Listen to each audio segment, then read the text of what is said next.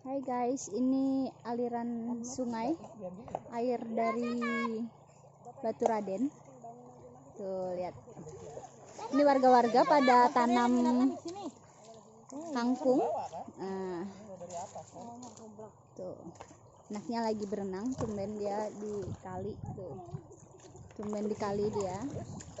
Nah, ini tuh airnya bersih karena bukan limbah rumah yang masuk ke kali sini, tapi dia mengalir ke kali lain, jadi aman kalau anak berenang. Ini airnya bersih karena aliran dari Sungai Batu Raden. Nah, paling cuma ada ibu-ibu yang pakai untuk cuci baju ya.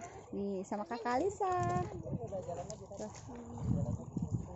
Tempatnya sejuk, adem, semilir-semilir. Nggak pakai tiket masuk, tapi udah bisa refill oksigen. Emang kolam renang. Tapi ini tempatnya asik buat sekedar menenangkan diri dari ibu kota yang udah sumpek banget, macet tiap hari pulang pergi ke kantor. Nah, ini bisa buat istirahat, santai-santai, liburan. Selamat berlibur.